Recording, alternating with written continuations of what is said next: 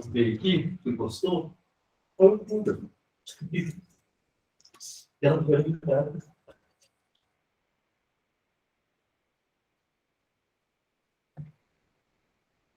Vamos serenar nossos corações.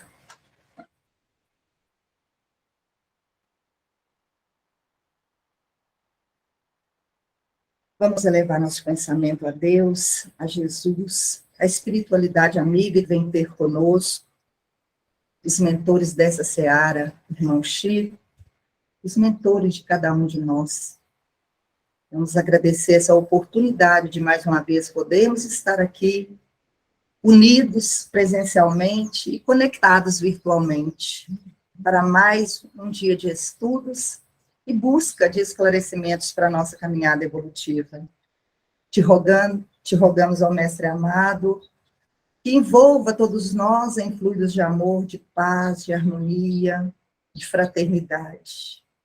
Envolva, Senhor, todos aqueles nomes escritos nos cadernos de prece, cadernos de tratamento espiritual. Também rogo, Jesus, que fluidifique nossas águas, que delas possamos retirar o bálsamo para a nossa vida física e espiritual. Esteja, Senhor, buscando levar alento, Senhor, através dessas energias benfazejas que aqui se encontram, aos nossos irmãos doentes, do corpo e do espírito, todos os irmãos necessitados, nos dois planos de vida. E mais uma vez, te agradecemos. É com muita gratidão que iniciamos mais um estudo da manhã de hoje, rogando que o Senhor instrua e inspire o nosso expositor Daniel, da manhã de hoje. Gratidão, Senhor, é a nossa palavra. Que assim seja. Então, Daniel, agora é com você. Uma hora para falar para nós, você senta aqui.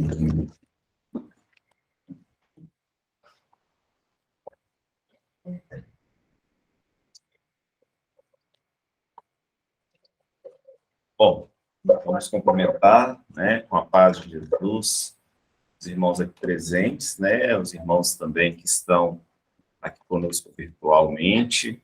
É um prazer estar com todos mais uma vez, aqui na casa de Chico, né, a gente sempre,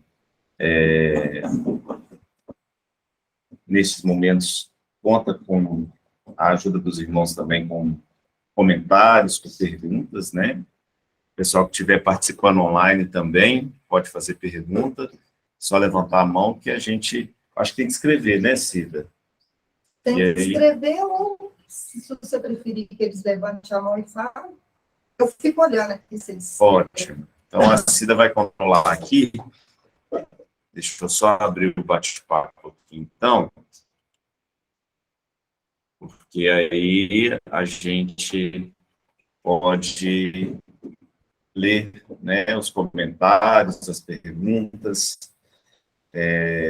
as contribuições, porque hoje nós vamos falar sobre a vida de São Francisco de Assis, não com o intento de fazê-lo de forma biográfica, né? Porque a gente adentraria num seara onde a gente teria que falar dos pormenores. Nós vamos trabalhar de alguns aspectos, os aspectos em que que nos chamam mais a atenção, né? Porque dia 4 foi comemorado o dia de São Francisco de Assis, né? A gente lembra deste homem que contribui muito para hoje o que a nossa sociedade ela tem se direcionado, né? Porque foi uma das grandes personalidades que fez que a perspectiva da nossa conexão com o espiritual e com a doutrina crística pudesse se materializar na Terra, né? Eu gosto sempre de fazer algumas reflexões, principalmente nesses momentos que nós estamos vivendo, porque nós estamos vivendo momentos muito difíceis, nós estamos ouvindo falar sobre guerras, rumores de guerras, nós estamos ouvindo falar sobre doenças, E isso nos reporta muito aquilo que o Apocalipse, que é o último livro da Bíblia Sagrada, ele nos traz. Porque assim é necessário que as coisas aconteçam. Se a gente se reportar a alguns anos, né, retroagindo após a Segunda Guerra Mundial, a gente vai perceber que nós passamos por um momento de paz, né? Após aquele momento da Guerra Fria, onde que o mundo, né, ficou em um estado de muita angústia, de muitas incertezas, houveram acordos de paz, né? Houveram acordos para que a gente pudesse diminuir a questão das armas nucleares. Isso aconteceu. E houve um momento também de grande integração dos povos. A gente percebe que houve uma integração global,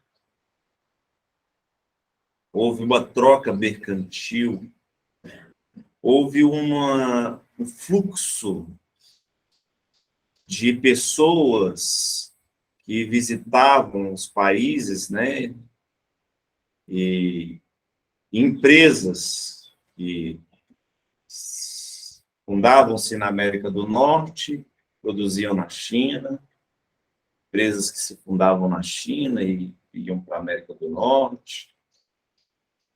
E parecia que tudo, né, a gente já caminhava, poxa, estamos chegando ao planeta de regeneração.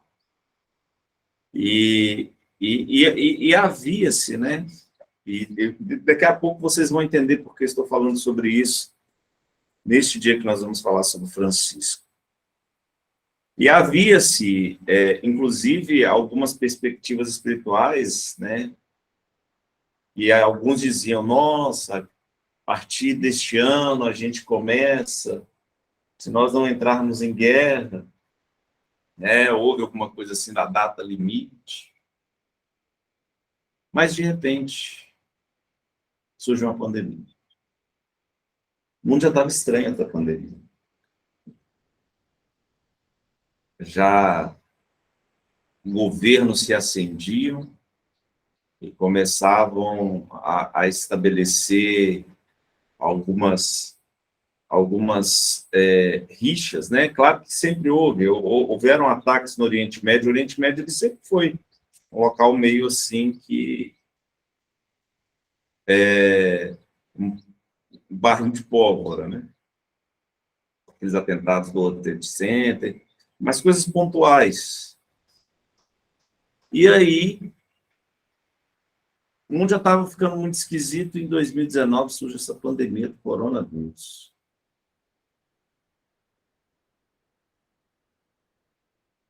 Foi algo espantoso para a nossa geração. A gente nunca havia visto algo parecido.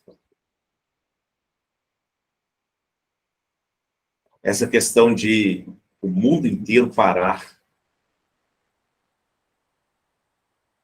E, né, nesses momentos a gente pensou, bom, de repente isso veio para que pudesse, né, frear esses ímpetos, porque a gente estava vendo alguns movimentos da Coreia do Norte, essa questão de armas nucleares, testes, essas coisas assim. Aí a gente pensou, bom, talvez isso veio exatamente para mostrar que a gente precisa de fraternidade. Mas, de repente, após essa pandemia, surge essa guerra da Ucrânia com a Rússia. E agora surge essa ameaça nuclear. A gente está vivendo ameaça nuclear. Coisas que nós pensávamos que a gente já tinha superado. E não. E novamente, a gente começa a entrar num processo muito estranho, porque a própria sociedade começa a ir para os extremos. Governos começam a se acender em que eles entram em confronto com os outros por questões de pensamento, começa a haver uma xenofobia. E aí a gente começa a relembrar do Apocalipse, que foi trazido à Terra através da mediunidade de João Evangelista, na ilha de Patmos. E a gente começa a ver, nossa, realmente, talvez a gente não tenha escutado este aviso, né? E a gente queira novamente entrar num processo conflituoso, porque parece que a humanidade começa a desejar isso novamente. Essa geração se esqueceu da história, a gente costuma se esquecer da história. A gente costuma repetir, né? E aí o que a gente vê é exatamente isso. O recrutamento em massa lá na Rússia de 200 mil pessoas, jovens, adultos. A gente começa a ver um processo em que a gente começa a se preocupar com a questão da economia no sentido egoísta.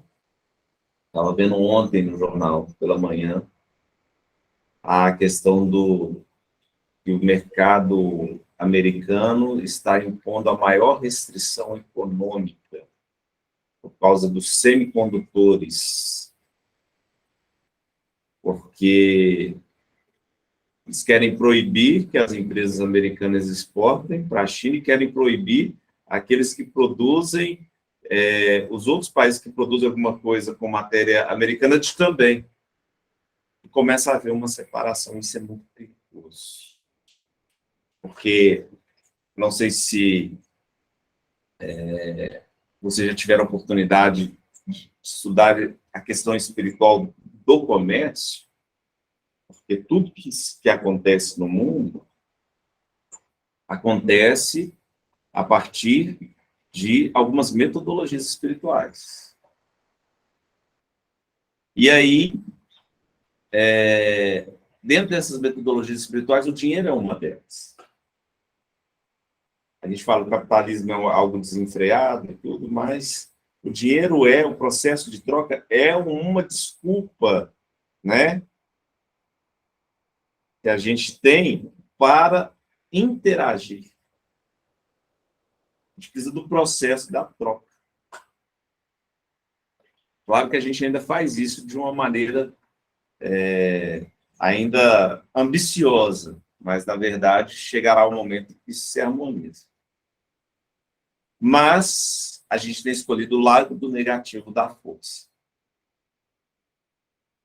E, em vez de utilizar esse processo da troca econômica para o crescimento e para o bem-estar de uma casa planetária, que é uma das menores do universo, a gente está usando para que a gente possa ter desculpas para se destruir. Mas tudo isso estava previsto, está previsto. E tudo isso foi destinado a um espírito que vem trabalhando há milênios com a perspectiva do progresso espiritual. Este espírito que escreveu o Apocalipse, João Evangelista, ele já vem contribuindo há milênios, né, em encarnações diversas, em que a gente conhece, através de alguns nomes, né, dentro da cristandade, e isso são os registros que nós temos dentro da cristandade, tá? Porque não significa que ele se resume somente a essas personalidades que a gente vai citar. Mas ele tem essa característica de auxiliar. Ele vem como Daniel, uma das encarnações conhecidas,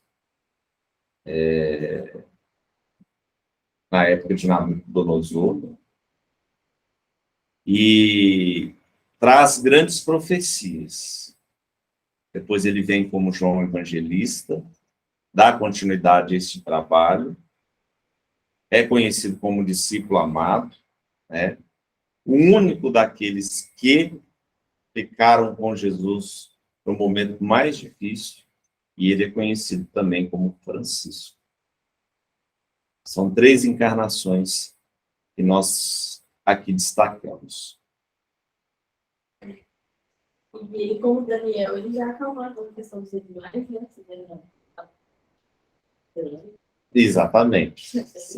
Você vê que o magnetismo do espírito, ele já é algo interessante, né?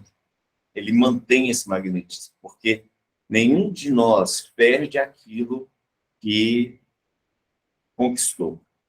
Às vezes, o talento, ele é escondido por causa de algumas necessidades da encarnação presente.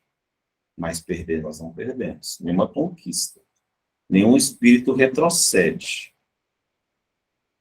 E aí, então, nessa encarnação específica que nós vamos falar sobre Francisco, a gente vai trazer algumas ponderações importantes para que a gente possa, né, ver algumas coisas e comparar com a nossa vida.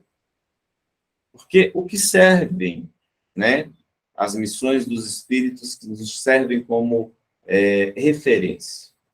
Eles servem para que nós possamos analisar a sua mensagem e possamos nos desenvolver, mas servem também para que a gente possa, olhando a vida deles, compreender também como funciona algumas coisas importantes, né? E como, às vezes, eles também passam por algumas dificuldades, né? Na verdade, algumas dão muitas dificuldades. E como isso tem a ver também com a questão da contribuição que cada espírito dá. Porque o mais importante de todas as coisas, né? Às vezes, não são as grandes missões, mas são as missões que fazem diferença na vida daqueles que estão ao nosso lado, né? Às vezes a gente quer comparar alguma coisa na nossa vida como se a gente só pode fazer a diferença no mundo se isso for uma coisa grande, não. E não é esse o sentido. Às vezes é uma missão ali, numa família, que vai fazer a grande diferença para aquela família, né? Porque existem espíritos grandiosos também que nascem nessa perspectiva. E isso é importante para a nossa vida, é isso que o Espiritismo vem trazer.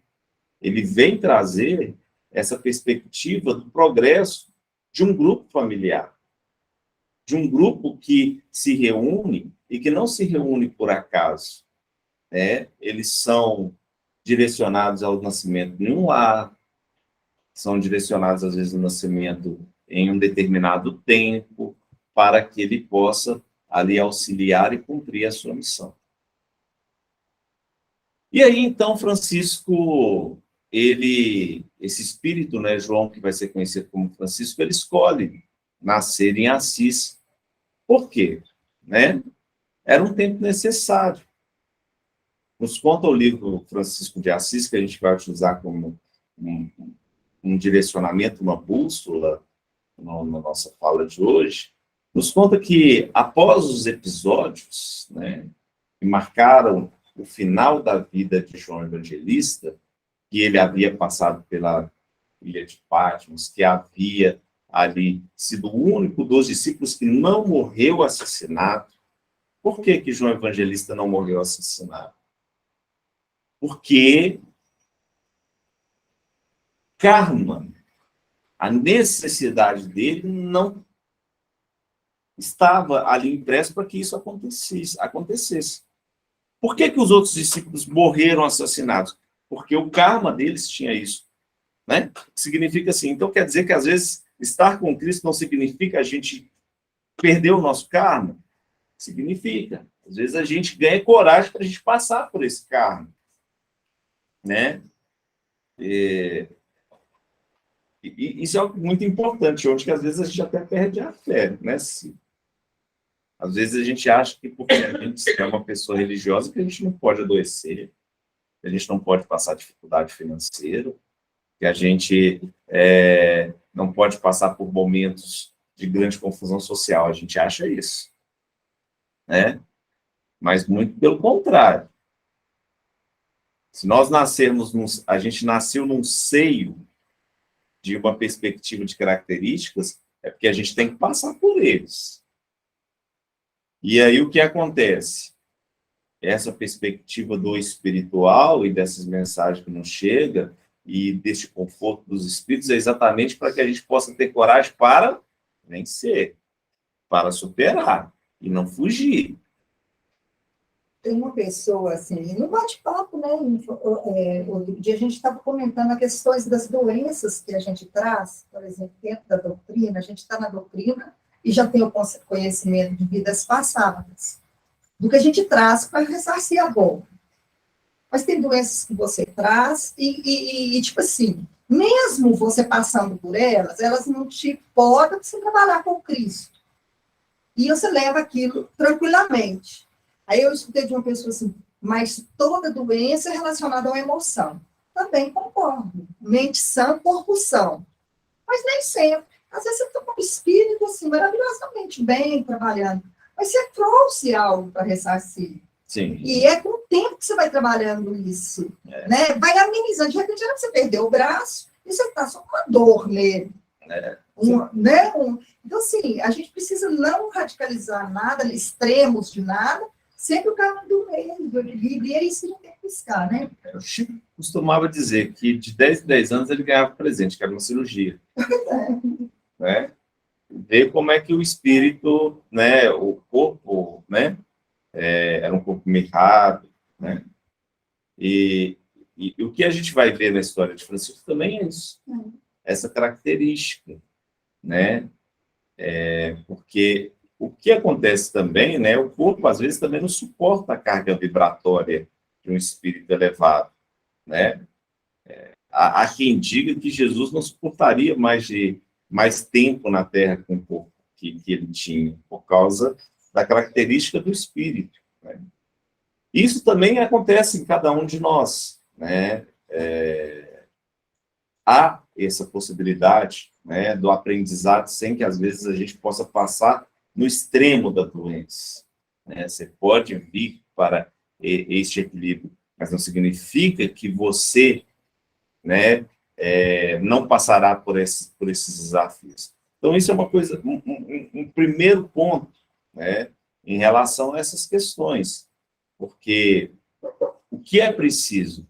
É preciso que a gente esteja preparado para o momento em que surge a perspectiva do desafio. Às vezes a gente é preparado durante vários anos para aquele desafio principal. E aí, assim, então aquele espírito Francisco, depois que João Evangelista volta por de causas naturais, que ele tinha esse merecimento de voltar para o mundo espiritual por causas naturais. Ele já nonagenário, porque o que nos conta o livro do Apocalipse é exatamente isso. Ele escolhe renascer em Assis sob um pedido do próprio Cristo. Por quê? Era necessário que ele voltasse para relembrar ao mundo qual que era a mensagem que Jesus havia trazido. Porque de tempos em tempos, a gente subverte as mensagens. Isso é uma coisa natural. Isso é importante a gente compreender. É natural do momento que a gente passa da humanidade. Do momento que a gente passa na perspectiva da questão do aprendizado dos nossos espíritos, né? E isso estava acontecendo, né? Lá por volta do ano de 1182, 1183. Então, aquele espírito voltando para a Terra, ele observa aquele lar onde que ele deveria nascer, e ele escolhe nascer naquele lar, porque ali havia almas caras para ele. almas que ali, ele já tendo essa presciência da necessidade do aprendizado, da convivência, do amor, porque a gente imprime carimbos eternos a partir do momento em que a gente renasce em um lar, né? E ali havia aquele espírito de Pedro Bernardone, de Maria Picalini, que seriam seus pais e que era necessário que ali ele voltasse, independente também da questão financeira, né? Aqueles espíritos estavam ali em aprendizado e ele precisava também dar a sua contribuição. E ele renasce num lar muito rico, uma das famílias mais ricas, também de acordo com a necessidade do seu aprendizado. Porque, veja, a gente costuma entender a nossa encarnação de acordo com o cenário que está à nossa volta. E no caso de Francisco, o cenário que estava ali configurado era de uma família italiana, mas de uma família também que tinha ascendência francesa, que tinha ascendência da questão da educação, né? Que tinha ascendência da questão da cultura, porque, veja, ele precisava daqueles elementos para a missão que ele precisa, que necessariamente ia se desdobrar. Porque a facilidade de línguas, a facilidade de cultura, muitas vezes ajuda em alguns pontos necessários da nossa missão, da missão de alguns espíritos, né? A gente vê que, por exemplo, Jesus foi buscar Saulo, que depois foi conhecido como Paulo, e ele se tornou um dos maiores comunicadores do cristianismo. Por que ele foi buscar? Porque Paulo, ele tinha uma cultura, né, extremamente bem desenvolvida, falava diversos idiomas, né, era cidadão romano, e o fato dessa característica contribuiria para a missão que se desenvolveria. Por isso que a gente vê o grande trabalho missionário dele. Personalidade também, né? Porque não era bobo, ele era uma pessoa que pessoa... abraçava a causa e não tinha quando medo. ele entendia, né, quando ele foi aclarado da missão dele. E aí, necessariamente, Francisco precisava dessas questões. E a gente vê que nos primeiros anos, né, de mocidade, o pai dele fica muito feliz, né? Filho, um herdeiro, imagina o que é um filho... Ele veio de uma posição financeira muito alta, né? Muito alta. E assim, ele, na sua mocidade, participou com o pai de diversas viagens. Ele era mercador de tecidos, de joias, Animais, de tudo, né? Ele tinha muitos servos na casa dele, né? E nos primeiros anos, a gente vê como a mocidade é marcada por isso, e como a gente necessariamente, né, precisa também compreender os nossos jovens. A gente costuma dizer que, às vezes, a gente olha para uma criança, por um adolescente, e quer que ele já tenha características de um santo quando ele já quando ele ainda é criança, né? E não é isso, né? Ele nos conta, né, um pouco da história de Francisco, que ele era, inclusive, uma pessoa que gostava muito de festas, né? Era um trovador, né? Gostava de ser seresteiro, de tocar para as meninas e outras coisas mais, né? Essa característica é bem marcante, né? Para a gente ver que o jovem tem isso. E para a gente entender, inclusive, os nossos jovens. Às vezes, as coisas que eu preocupado, nossa, meu filho né, gosta demais de festa e tudo, e condena. Não é a questão de condenar, é a questão de equilibrar, né? Isso que é importante da gente ver, de tentar transformar isso numa coisa saudável. E, às vezes, de não condenar no sentido de falar, nossa, é um espírito inferior. Não, olha Francisco, né? Gostava de tomar um vinho, né? chegava altas tardes da noite, né? Devia dar uma preocupação enorme lá para a mãe dele, né? Mas era um jovem feliz, era um jovem bom. E era isso que importava, né? E ele tinha uma galhardia, uma coragem, né? Tanto é que depois, quando a gente vai observar na história dele, em determinado momento, ele começa a querer, né? O ímpeto dele começa a querer demonstrar uma determinada renovação em algo. Tanto é que ele se alista e vai para a guerra, né? Ele vai para a guerra. E ele nasce no contexto das cruzadas, né, para a gente contextualizar a época. Ele nasce porque, assim, além da questão da igreja estar perdendo a sua essência, ele nasce também numa época em que há muito derramamento de sangue, o que demonstra que a espiritualidade envia sempre os seus missionários de acordo com a necessidade de cada época também, né? A gente não está desamparado, muito pelo contrário, né? A gente está sempre sendo acompanhado de longe e de perto por aqueles que tanto nos amam, dependendo daquilo que a gente também estabelece da oportunidade da conexão, né?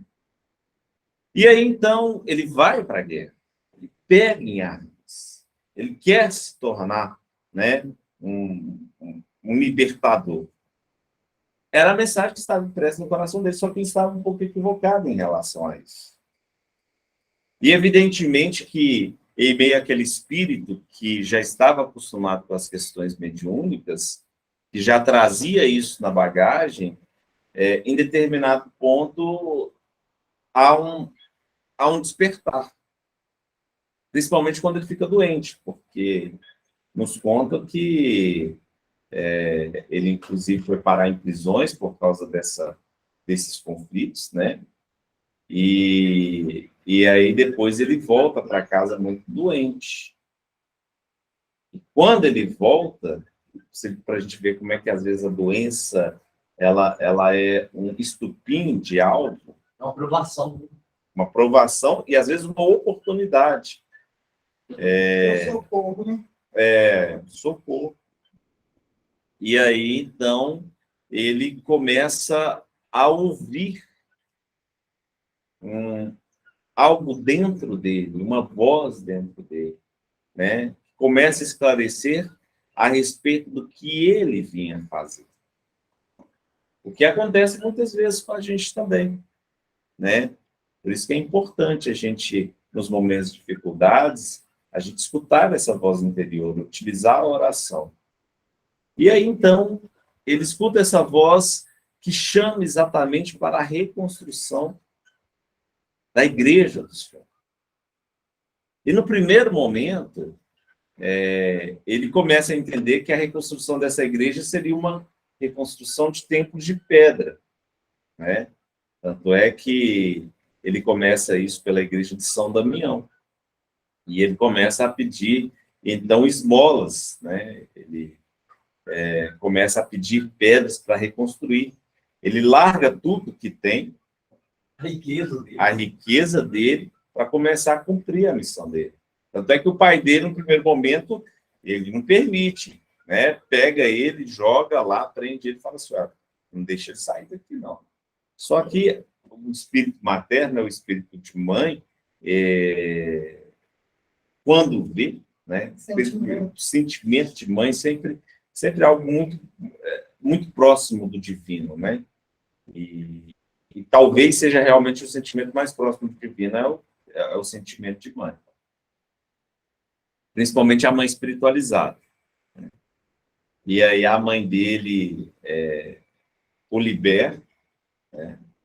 E ele vai e larga, inclusive, as roupas do corpo. As roupas, você que não me pertence, e sai, né? E depois pega, tem a questão do pano de saco, né? A corda. E ele começa, então, a desenvolver e a imprimir de um modo rígido aquilo que ele precisava fazer. Porque, às vezes, combate-se um extremo com outro extremo. Para se equilibrar. Por isso que a gente tem que até saber como identificar isso. Né? E aí ele começa, então, a fazer este trabalho de reconstrução da igreja e começa a angariar discípulos. Porque onde ele chega, né, as pessoas começam, no primeiro momento, tem aquele susto, né, em relação ao que se representa, ao convite que é feito, mas depois ao incômodo que conduz ao entendimento. E com o passar do tempo, Francisco ele começa a despertar esse interesse de, inclusive, falar com a Igreja Romana, porque precisava-se, né? Havia essa questão mesmo do respeito, e esse respeito à hierarquia, ele é muito importante. E ele demonstra esse respeito, tanto é que ele vai para falar com o Papa Inocêncio. E aí, né, o Papa não o recebe. E ele fica lá insistindo. O Papa dizendo, né, bom, se eles realmente acreditam naquilo que querem, eles vão ficar aqui e vão insistir. E eles ficam lá, Francisco, durante muito tempo, né? Até o momento que ele vai embora. Só que o Papa, então, tem um sonho. Que, na verdade, não era um sonho, né? Era um desdobramento consciente. Que Telésforo, o Papa João, que tinha desencarnado anos antes, né? Ele, então, fala, olha, receba este, porque este está indo em nome de Jesus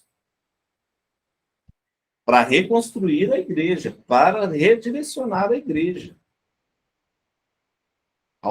Ao que é muito importante também, gente. A igreja, a religião, ela é uma metodologia divina também para que os povos possam ter ali aquela escola de aprendizado espiritual. A gente não pode pormenorizar o valor das instituições. Elas fazem parte disso. Ainda precisamos, né? Precisamos.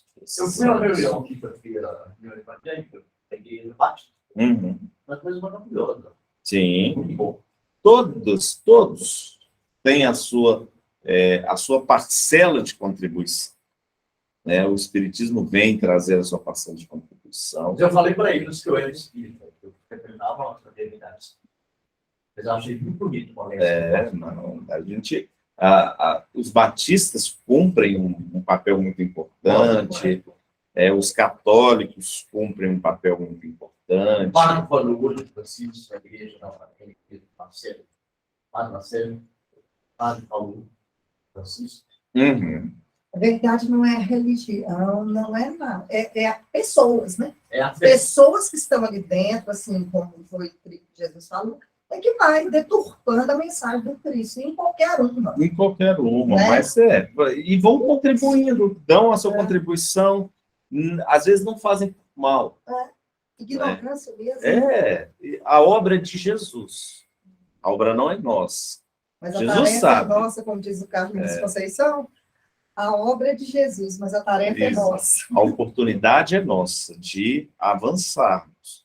Mas uma coisa a gente diz, se nós não fizermos, outro faz. Porque é aquela questão, inclusive a questão sobre o Brasil, a pátria do Evangelho. É uma oportunidade, é uma proposta. Se nós vamos fazer ou não, é uma escolha que nós vamos fazer através do nosso trabalho ou não. E aí, assim, o Papa Inocêncio, então, manda chamar Francisco de volta. Porque ele, então, funda uma obra, né, dos frades menores, que tem algumas características, e que ele as conduz com a perspectiva realmente daquilo que ele precisava cumprir, daquilo que ele precisava deixar, daquilo que ia realmente impactar o mundo e impactar os desdobramentos da própria igreja da época, para que o equilíbrio das forças pudesse ser realizado, sem o qual a gente acabaria sendo conduzido para uma destruição. Então, quer dizer, a observação dos elementos, né, que nós possuímos. E aí acontece, então, que ele passa a fazer essa obra, né, passa a realmente viver nessa perspectiva de reevangelizar. Nos conta o livro que ele nasce com um grupo de pessoas, e aí, né, a gente sempre fala, né, nós nascemos em grupo, e o grupo dele era de 200 espíritos. Jesus manda junto. Por isso que a gente costuma dizer, as igrejas e religiões também são pontos de encontro. Né? Às vezes, bom, a pessoa nasce espírita, né, nessa vida. Significa que ela não possa nascer católica na costa? Pode sim, pode nascer. Mas no espiritismo já aprendeu sobre a encarnação e outras coisas. Não, mas e os espíritos que a pessoa está se relacionando? Às vezes elas precisam daquele aprendizado. Então, ela vai lá e renasce naquele meio para que ela possa encontrar aqueles espíritos que se relacionam com a sua necessidade de relacionamento. Eu desenvolvi na Umbanda com 14 anos de idade. Pois é, Umbanda também é uma escola de iniciação espiritual muito importante, que contribui em relação à questão da mediunidade, quanto, né, as religiões afros, elas contribuem para essa compreensão, né? Isso tudo faz parte do desenvolvimento. São escolas. São perfeitas? Nenhuma o é, porque é onde tem seres humanos. Onde tem seres humanos, existem equívocos, né? E então, a gente vê algumas perspectivas também que a gente destaca em Francisco, que é exatamente a questão, muitas vezes, também dos momentos em que ele utiliza a penitência, se penitencia, muitas vezes, para que possa vencer os seus ímpetos carnais, porque tinha também seus ímpetos carnais, né?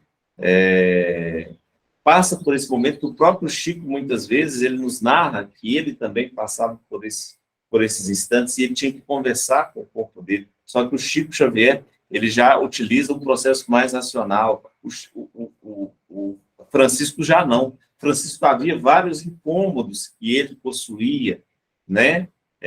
Que é normal do processo espiritual também, dos conflitos que se passam, né? E aí ele passa também a desenvolver um processo muito interessante, que é exatamente a da fala com os animais, né? O amor que ele possuía para os animais, e pelo fato que isso já vinha desde João Evangelista, porque diz que João Evangelista, na Ilha de Páscoa, conversava, inclusive, com cardume de peixes, com o espírito de grupo desse cardume de peixes, fazendo essa troca energética, né? Amando as pessoas que estavam em volta. E Francisco passa a inspirar diversas pessoas. Passa a inspirar, inclusive, a criação de uma organização também das Clarissas, porque ele amava a Clara e Clara o amava. E quando os dois se conheceram, perceberam que ali eram espíritos extremamente ligados através da missão e conversam sobre isso de forma clara, de forma transparente, sobre que havia realmente ali amor, mas que naquela vida necessariamente precisava-se que uma obra fosse desenvolvida diferente da questão da família. Que quando a família tem que nascer, ela também é direcionada para nós de forma a cumprirmos uma missão. E no caso dele, a missão era que os dois trabalhassem numa perspectiva de algumas características que ficariam incrustadas ali no espírito coletivo das nações daquela época. E Clara, então, passa a responder de uma forma bastante disposta a também realizar a obra do Cristo na mesma perspectiva da simplicidade, do cuidado e da caridade. E o desdobramento da vida de São Francisco de Assis acontece também nessa perspectiva da manifestação espiritual. Como é a manifestação da questão das curas, né?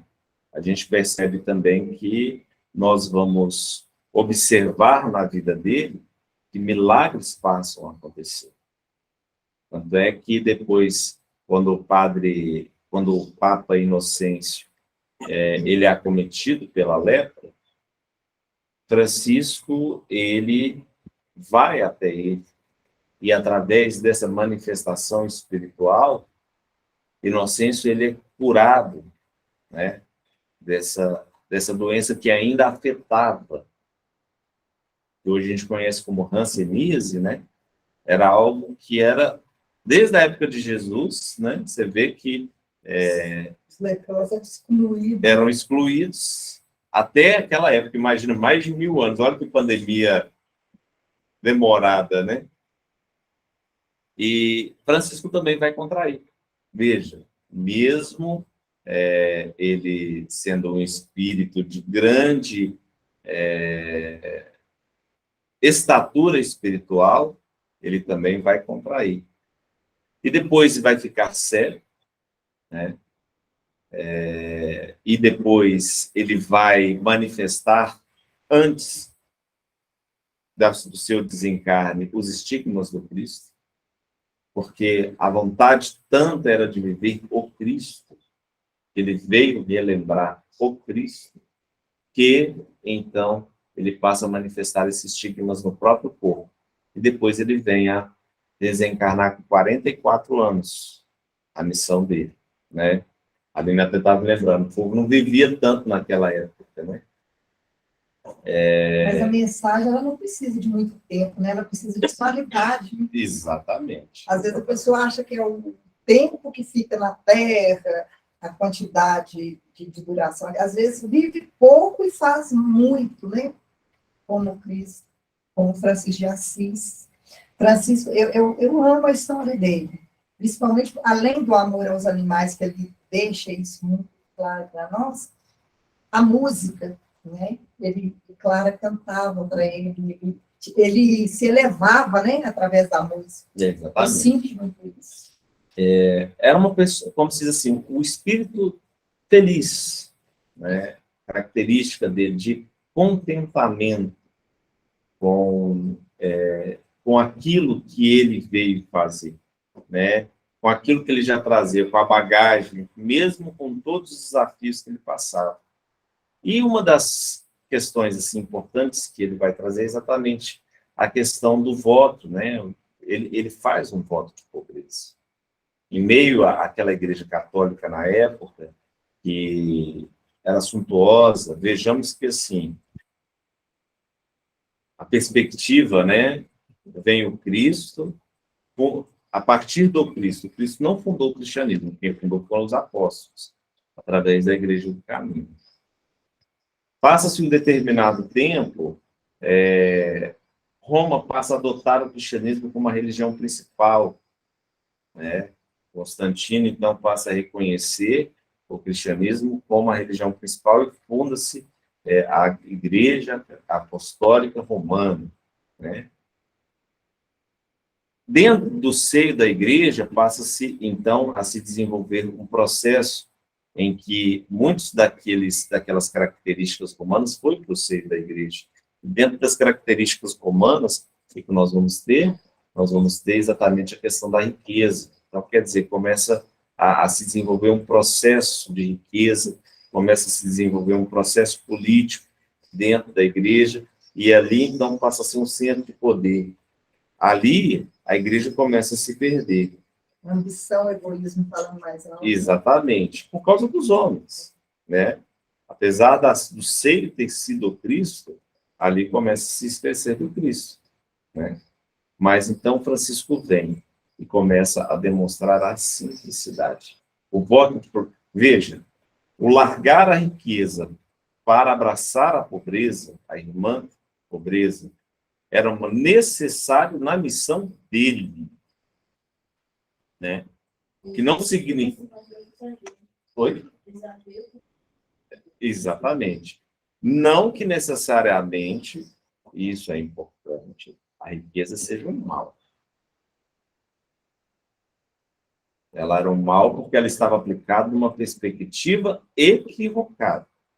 Por isso que ele fez este caminho. Porque o grande desafio é que a riqueza seja usada em benefício de todos. Isso não existia, esse benefício. Por isso que ele vem para tentar equilibrar isso.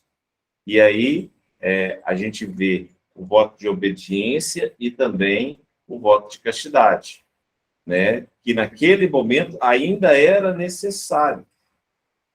Porque isso da dedicação é uma característica também necessária para alguns espíritos, não que seja via de regra para o sacerdócio. Para a questão da evolução espiritual. Ela é uma escola de aprendizado também temporária, mas que pode acontecer também de uma forma a se fazer também no seio da família. Então, tudo isso, aquele espírito de grande escola foi preparado para gerar este impacto, implodir por dentro. E por isso que ele é reconhecido, porque 2 anos depois, por causa de tudo isso, você vê, em 2 anos ele foi beatificado, que é um reconhecimento que se tem, né? Mas o que a gente tem realmente na vida de São Francisco de Assis é exatamente essa questão do convite à mudança, do convite ao momento de uma integração muito maior com a espiritualidade, de uma vivência em que a gente consiga andar de mãos dadas com ela, dentro daquilo que cada um de nós tem a oferecer. E o que nos diz, né, e isso está no Apocalipse, né, é exatamente esse sentido de que ele estará conosco novamente, né? No Apocalipse fala que João estará conosco. João é Francisco, né? Tem aquela fala de Pedro, de Jesus para Pedro. Se eu quiser que ele fique até que eu volte, o que tem você, Pedro, com isso? Então a gente vê que esse Espírito ele está presente nos momentos de grande mudança social. E o que a gente pode dizer é que a gente tem que ficar atento e observar aqueles que estão à nossa volta, aquilo que está acontecendo, né? O próprio sentido de nós termos um Papa Francisco neste momento. O que isso significa? Neste momento que nós estamos passando, né? Quais são as características que isso traz, que nós precisamos valorizar? Para que o quê? Para que a gente possa saber se posicionar da forma correta, para que a gente possa escutar os convites, para que a gente possa cumprir a nossa missão de acordo com aquilo que nós temos recebido. E João Evangelista foi um dos espíritos de escola que ditaram, que ajudaram Kardec na codificação. A gente pode esquecer disso, exatamente. Bem lembrado. Tá um dos espíritos, né, que coordenaram a questão do grupo de espíritos para que pudesse trazer, imprimir este conhecimento, que é o conhecimento direto que o Espiritismo nos traz, que a gente sabe, que é o cristianismo redivivo. O Espiritismo ele vem representar isso. E estes espíritos estão voltando, né? Eles estão voltando para a Terra, para este momento. A gente está num momento realmente de grande transição planetária e a gente precisa estar preparado para o que pode vir a acontecer, sem que a gente se revolte, porque a revolta não é o caminho. Por mais dificuldades que possam surgir no nosso caminho, por mais que muitas vezes a gente possa estar numa característica social que, às vezes, a gente não concorde, nós precisamos de trabalhar a harmonia. Por mais que nós sejamos alvos de preconceitos, nós precisamos trabalhar a harmonia, para que assim a gente possa cumprir a tarefa que nós viemos desempenhar aqui na Terra. E a gente possa fazer sobre essa luz, a gente possa fazer sobre essas características. E, assim, né, vencermos, né, o que é o grande objetivo. A nós mesmos. A nós mesmos. Vencer a nós mesmos. Algum comentário? Então, a gente agradece, viu, Cida, pela oportunidade de nós estarmos aqui e de a gente poder falar sobre Francisco nessa manhã de hoje, relembrando do dia 4 de outubro, que foi o dia que nós comemoramos agora na terça-feira. O Thelma, outro dia, comentou com a gente que a gente esquece um pouco desses espíritos de escola que ajudaram Kardec, que a gente precisa estar trazendo. Então, quando eu olhei o tema da nossa palestra, ela já começou. Então, assim, eu quero colocar nas palestras agora de 2022 que a gente está preparando, tipo Fênelon, Platão, Sócrates, para trazer o trabalho deles, né, naquele alicerce da doutrina, na importância que eles tiveram para ajudar Kardec. A gente fala de Kardec, comemora o dia de Kardec, né? A gente sabe da importância dele, mas e ali aqueles espíritos que, né, que estavam com ele ali, aquele grupo. Então, de vez em quando, assim, eu quero colocar para o ano que vem esse lembrete, né? A gente não São homens que esquece. fizeram grande diferença, né? É isso aí. E é interessante, a humanidade se ajuda pela própria humanidade, né? A gente vê que Jesus, ele vem trazer um divisor de águas incrível. Mas o grande sentido é que nós possamos, por nós mesmos, desenvolver o nosso aprendizado. Senão, a gente não se torna livre. Para se tornar livre, a gente precisa imprimir essa verdade em nós. A gente precisa ser essas pessoas que realmente sejam letras vivas do Evangelho. E quando Jesus chama 12 discípulos, ele quer dizer assim, é na diversidade de dons, diversidade de talentos, diversidade de características, que a gente vai desenvolver o Evangelho. O Evangelho está em todos os lugares. O Evangelho está na religião, está na economia, está no esporte, está na política, está na filosofia. Até que é algo que Kardec procurou e deixar muito claro na doutrina espírita. São os 3 pilares: ciência, filosofia e religião.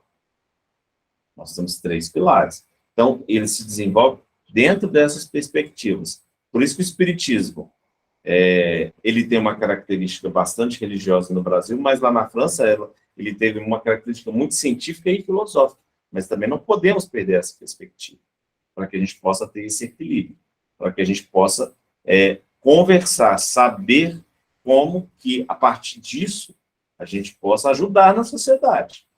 Não é só dentro das casas espíritas, mas é da porta para fora. Vou fazer prece final para nós. Vamos.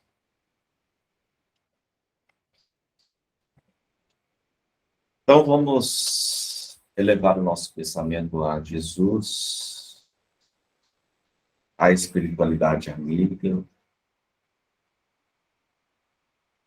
Neste dia de hoje, onde podemos destacar este espírito que é referência para todos nós, que é Francisco de Assis. Nós rogamos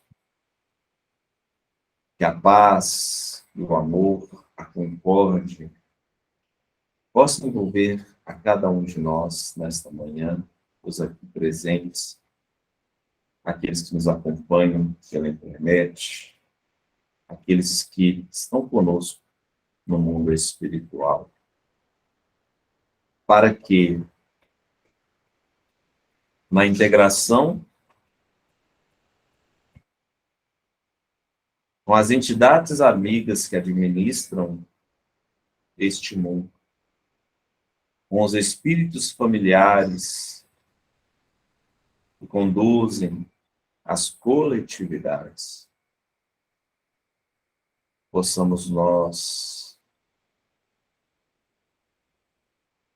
nos conscientizar de nossas missões, de nossas responsabilidades, responsabilidades que assumimos perante a Ti, Jesus, antes de aqui voltarmos a este vaso físico.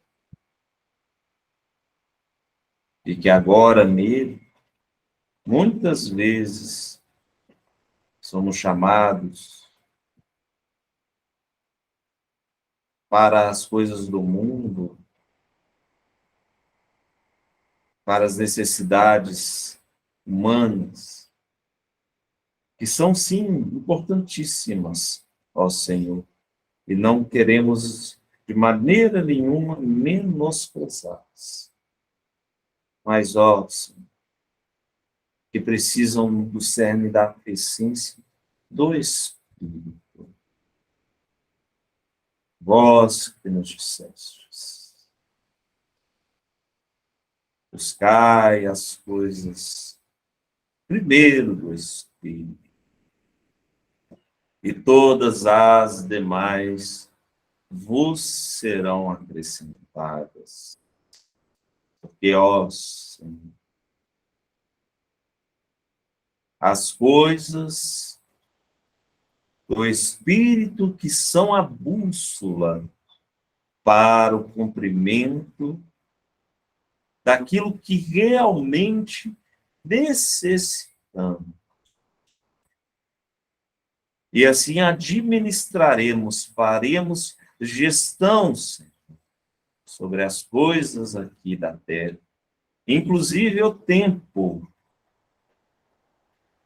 que é uma manifestação da tua lei eterna. Assim como fez Francisco, compreendendo o momento em que precisava ir ao trabalho, assim possamos nós também, repetindo aquilo que ele disse e que Maria já havia dito: que queres de mim, Senhor? E assim faze-nos compreender os laços que nos ligam àqueles que estão à nossa volta. E assim, Senhor, faze-nos compreender as questões orgânicas que, ora, se configuram em nossas vidas nas experiências do dia a dia. E, ó Senhor, faze-nos compreender a questão dos fluxos financeiros que muitas vezes também nos colocam em situações angustiantes. Nos faz entender, Senhor, e nos dá força e coragem para entendermos a sua mensagem, de tal modo que o Senhor nos diz a palavra que nos encoraja para tomarmos as resoluções corretas.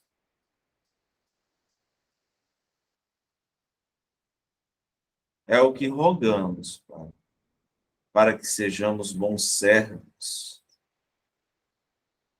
para que possamos cumprir a parte que nos cabe na criação. E por tudo isso nós agradecemos a oportunidade do aprendizado e destes momentos que nos fortalece graças te damos. Que a tua doce paz, o teu amor, permaneça agora e sempre e eternamente em nossos corações. E que assim seja.